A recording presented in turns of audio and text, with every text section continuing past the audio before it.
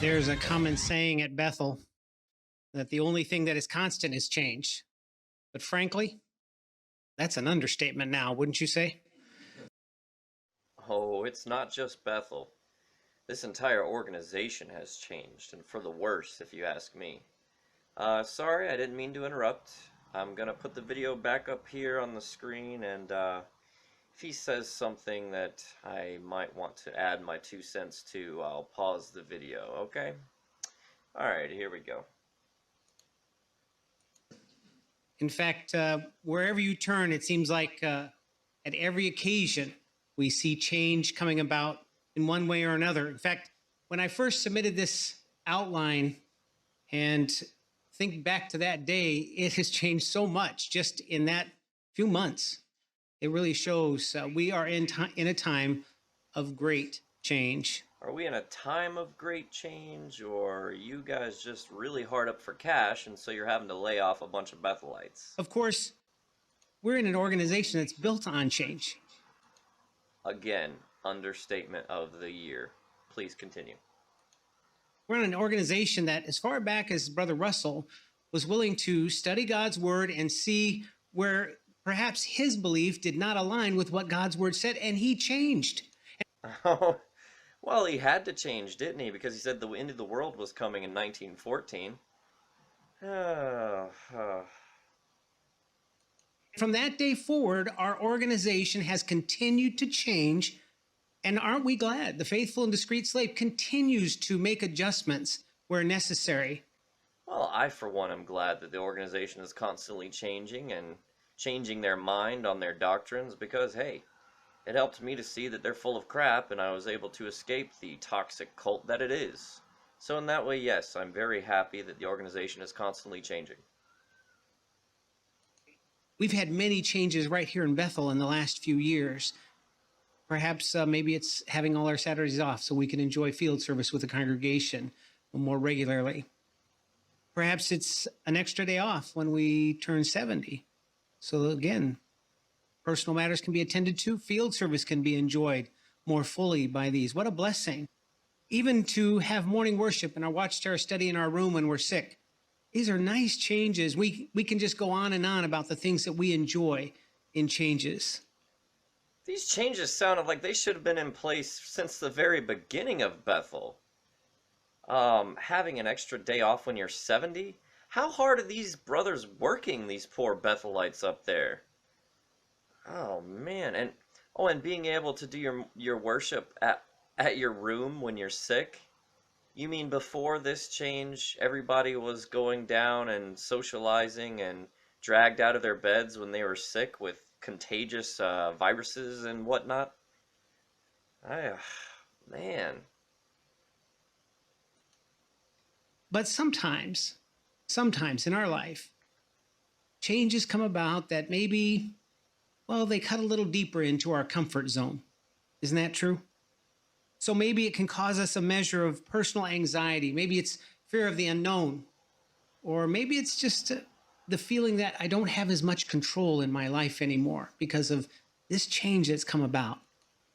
So what they're attempting to do now is help you to see that when these changes happen and it makes you question or shakes your faith, it's really just you being afraid of change.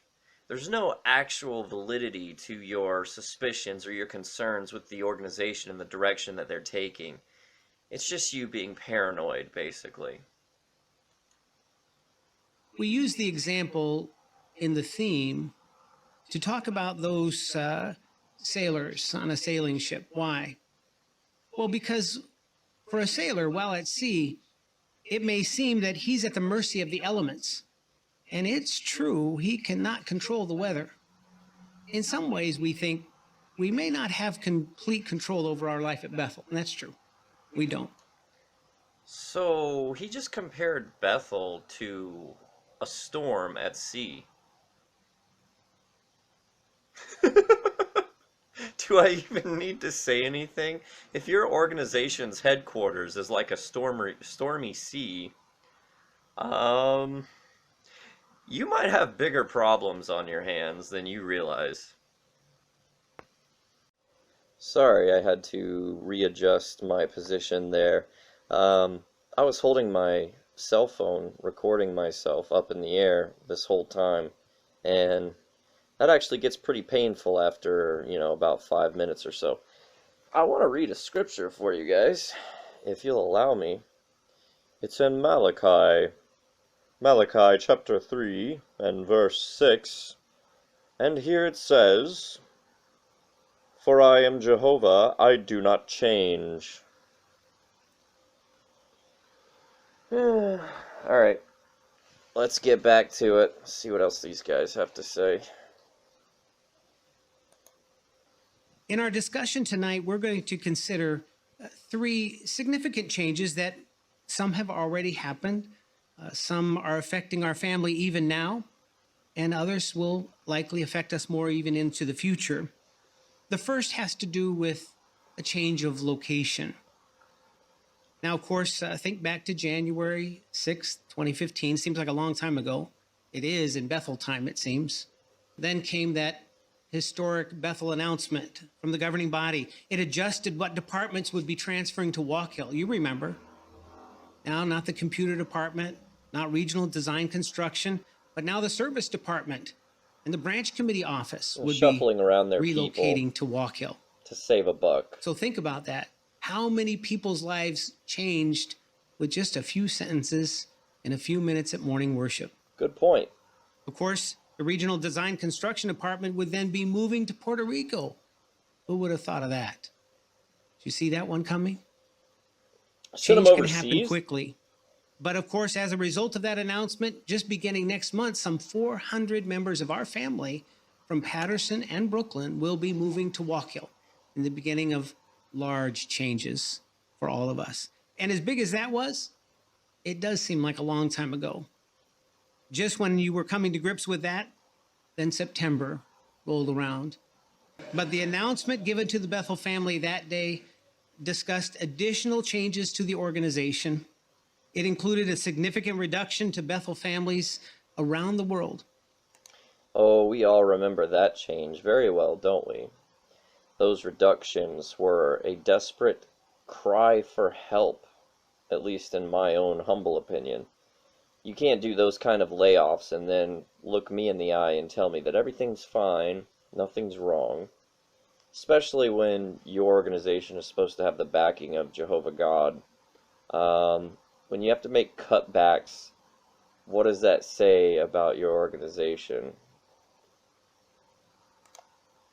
For the United States Bethel family, we learned that we would not retain the tunnel complex as had been previously planned. Instead, all property in Brooklyn would be sold, and any remaining departments would have to fit within the properties upstate. So more movement. And that's already, according to our recent update, already beginning. And we're seeing signs of that around, aren't we? So, of course, for many of us, what that meant was family worship took a little detour that week. We had to go home and talk about some of these things because our families got affected by these changes. Of course, individually and as a family, we do loyally comply with any direction. We do loyally comply with any direction. If that's not a subtle mind control tactic, or, just the power of suggestion there. He just assumes that you agree with that statement. Wow. And most of us did. If we were sitting there and listened to that from the platform, we would have said, yes, we do loyally comply with any changes, don't we? Oh, man. You have to be such a drone to be in this organization. I can't believe I was ever a member. We want to be cooperative. We want to be cooperative. Of course we do. We don't want anything more. We just want to be cooperative. I can't speak today. Yes, let's just be cooperative. That's all I want out of life, brother. Continue, preach. But for many, it does mean a big change, maybe leaving a complex that has been the one they served at forever, since they've been in Bethel. Maybe it's where they've become very close to not just friends there, but in the congregation. that they've served in for many, many years. Or consider others, perhaps, who have relocated their aging parents into the area of the complex they've been serving in. Now, can they move them again? Are their parents well enough to even be moved? Wow, great points. Your organization is the king of separating families and putting people in hardship.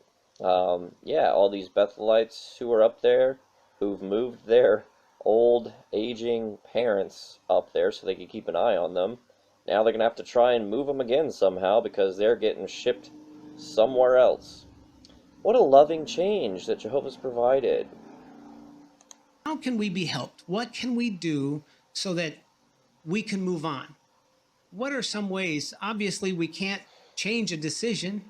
That's not our position, and we don't want to. We want to be cooperative with what's being done. See, he right there, he just told you, well, how can we move on? Because we can't change what's happened. We can't fight these changes. So we basically just have to suck it up and do whatever's told of us, whatever people tell us from the organization. So what can we do to just be okay with it? And now he's going to give us the answer. Everything in this system, except our relationship with Jehovah, is temporary. Oh, okay.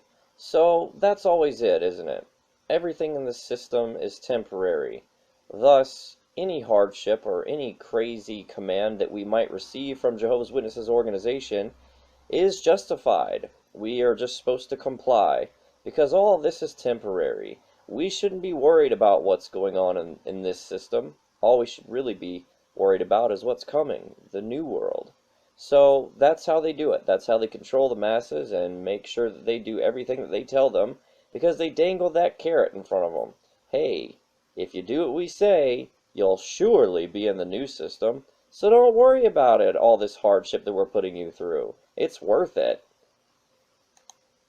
Our work assignments, likely temporary. Our work locations, temporary. Locations we live, probably temporary too.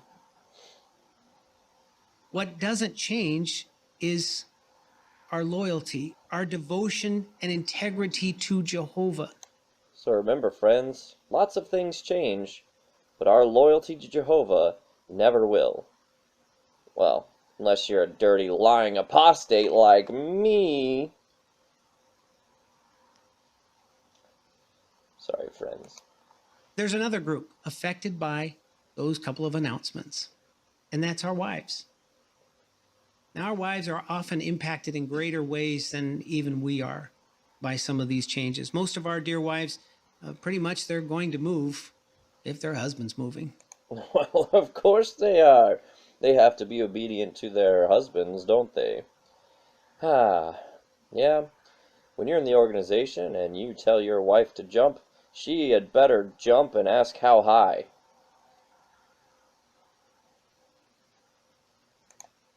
Now stop and think about that. How could it make you feel? What if their move to another complex means losing the job that they love? Maybe they're even good at it, right? Maybe they're even good at it. Unlikely. Those silly females in there trying to have an occupation and a career. Oh well. Our wives, they don't even, some of them do not yet know where they will work. They're waiting still on that. So imagine how that would make them feel.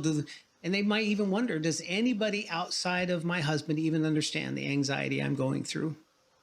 Are emotions involved? Absolutely. Because often, isn't it true, we have more detail about what's going to happen to us than sometimes even our wives do. So it is good for us to think about that. What can help our wives to cope with these feelings and sometimes the staying balanced and staying on course? Because of your husbands, you made a choice, a conscious decision to come to Bethel, to live a life of self-sacrifice and devotion through your Bethel service. And we know that. You could have said no. When that young man was interested in you and he asked you, would you like to get married and come to Bethel? You could have said no. So there's the answer. My dear sisters, you poor, poor women who married a Bethelite. All these hardships that you're going through, the answer is simple. Well, you didn't have to marry a Bethelite. You could have said no. So, suck it up. And we often talk about telling people what we did in the new system. When we're in paradise and others ask, how did you spend your time? You're not going to say, well, my husband was at Bethel, so I was there. You're going to say, no, I was at Bethel with my husband. And we got to serve Jehovah full time in the most exciting time of the organization's history. Ah, so once again, the new system is the carrot on the stick. Even for the sisters. Basically, you have to deal with all these hardships and move yourself and be willing to quit your job at a moment's notice and relocate. Because, remember, you'll have bragging rights in the new system that you were at Bethel when the Great Tribulation started or whatever.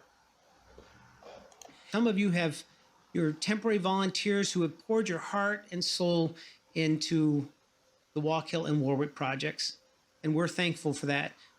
Many of you have seen the project go from a pile of dirt to a deep hole to beautiful structures. At both locations, it's been really marvelous to see the willing workers. But now the projects are wrapping up, and the majority of Walk Hill work will be done in just a few months. And Warwick, of course, now we got the news. Move-in date of September 1st. So that's exciting. Oh, move-in day of September 1st. I'm not sure if that means that they'll be leaving, all of them will be leaving Bethel then, but that's interesting to note. Some may have thought, well, if I just worked hard enough, if I just stayed long enough, maybe I'd get to stay afterwards. And we can't blame you for feeling that way. But of course, it's pretty clear now, many will be going home. The best way to leave Bethel is to take it with you when you go. Take your memories with you. Build enthusiasm and appreciation for others in Bethel. Take your friendships and never stop volunteering for any assignment the organization needs. Never stop volunteering for any assignment the organization needs.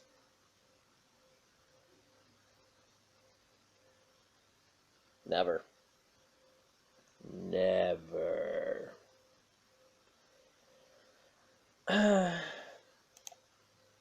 Many of our older members of the family have served for decades. Maybe when Brooklyn was the only buildings at Bethel. But maybe, and some have been told that they won't be going with their department to Walk Hill or even Warwick in some cases. So that can be pretty disappointing. That can stir some pretty deep-seated emotions. They might feel as the psalmist did in Psalm 71:9, where he said, do not cast me off in my old age. Do not abandon me when my strength fails. But we recognize that change is a fact of life, and we're all affected by it. Armageddon is coming.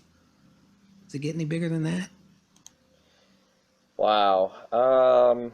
So yeah, he just made me really depressed for all these older ones who have been serving at Bethel for decades, and basically they have no sympathy for them or their feelings for being laid off.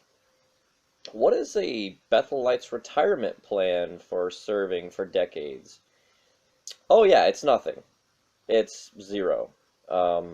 These old people are going to have to live on Social Security or something, if they'll even get it. I don't know. Whew. Yeah, that's upsetting. That's really upsetting. And his big thing to say on the subject is, ooh, Armageddon, so don't be mad at us, Armageddon. Wickedness will be a thing of the past. Paradise will be real and here. The resurrection will happen. And old age and death will be a thing of the past. These are changes we can believe in and we can look forward to. When we think about that, whatever changes come our way, we can be confident that we will not just go through them, but we can actually embrace them We can even grow from them. Yeah, see, these changes aren't so bad. Sure, you've been laid off, and it seems as though the organization is losing tons of money on this worthless endeavor that they've started. But it's not so bad. You can learn from this experience. And what can we learn from this experience, kids? It's like the Jehovah's Witness organization is full of shit.